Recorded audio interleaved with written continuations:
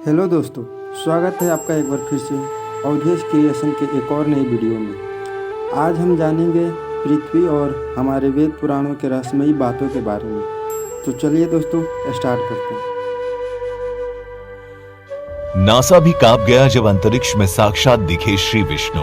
दोस्तों, लगभग 1 साल पहले नासा ने ब्रह्मांड की एक ऐसी तस्वीर निकाली जिसे देखकर नासा के साथ साथ इस दुनिया का हर मनुष्य चौंक गया। अब सवाल ये उठता है कि आखिर उस तस्वीर की सच्चाई क्या थी और किस तरह से वो वेद पुराणों से जुड़ा हुआ है। सबसे पहले आपको भगवान श्री कृष्ण और भगवान विष्णु के बारे में तो वो बातें जान लेनी चाहिए जो कि आपको जानना बहुत जरूरी है, जिसे आप में से बहुत कम लोग ही जानते होंगे। साथ ही उन बातों का जुड़ाव नासा को मिली उस चौंकाने वाली तस्वीर से भी है। भगवान श्री कृष्ण ने गीता में एक वाक्य कहा कि इस दुनिया के हर जीव में मैं हूँ, कण कण में मेरा ही वास है। जीवों की आत्मा मैं हूँ। कल भी मैं था, आज भी मैं हूँ और कल भी मैं ही रहूंगा। इस दुनिया के आरंभ में मैं हूँ, इस दुनिया के मध्य में भी मैं हूँ और अंत में भी मैं ही रहूंगा। वहीं दूसरी तरफ अगर हम वेदों और ग्रंथों की तरफ नजर डालें तो पता चलता है कि भगवान विष्णु को 3 श्रेणियों में बांटा गया है। पहले हैं महाविष्णु।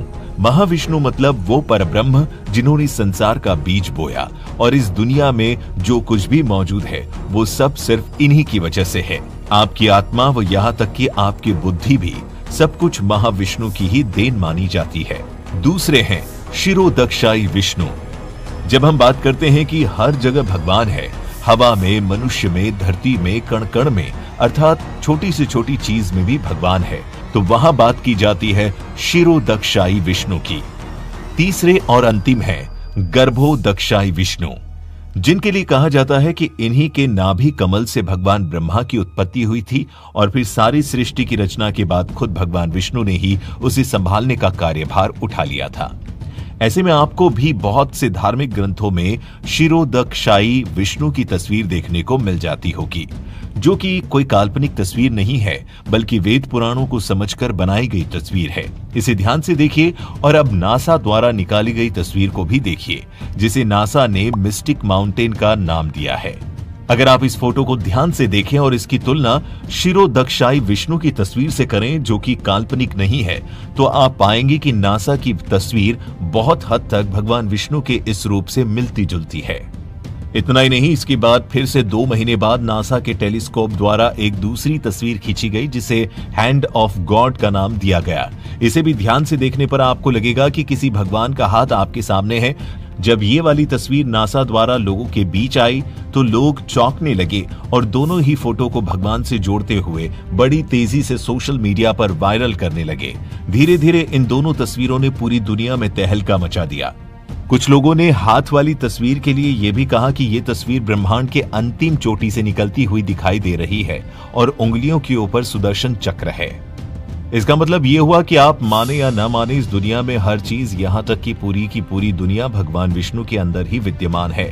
इसीलिए समय समय पर प्रकृति ऐसे ऐसे चमत्कार दिखाती है जिसे देखकर विज्ञान के भी होश उड़ जाते हैं। लेकिन अफसोस ये है कि विज्ञान इन सभी बातों पर बहुत कम विश्वास करता है या करता ही नहीं है। जब तक तस्वीर ट्विटर और इंस्टाग्राम पर फैली तो लाखों करोड़ों लोगों ने इसे भगवान शिरोदक्षाई विष्णु जी की ही तस्वीर मानी और ये भी बताया कि शिरोदक्षाई विष्णु अपनी योग निद्रा में विश्राम कर रहे हैं।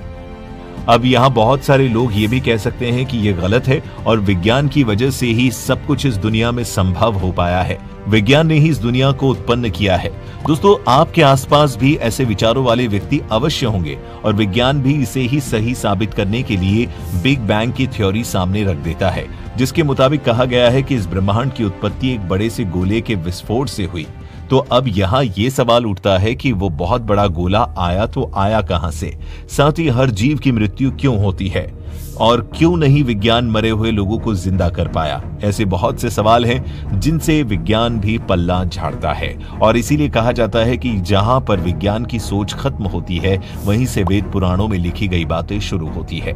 फिर ऐसी बहुत सी चीजें हैं जिन्हें विज्ञान अब समझ पाया है, लेकिन वेद पुराणों में वे सभी कब की समाप्त हो चुकी हैं। पौराणिक काल की बात करें तो उस समय दुनिया इतनी उन्नत थी कि अपनी ही शक्तियों की मदद से ईश्वर को देखा भी जा सकता था और समझा भी जा सकता था, जिसे विज्ञान के लिए सोचना भी संभव नहीं, और यहाँ तक कि पहुंचने की तो बात ही दूर है।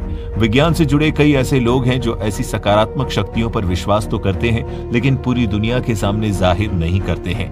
दोस्तों, इस बारे में आपके क्या विचार हैं? हमें कमेंट करके जरूर बताएं।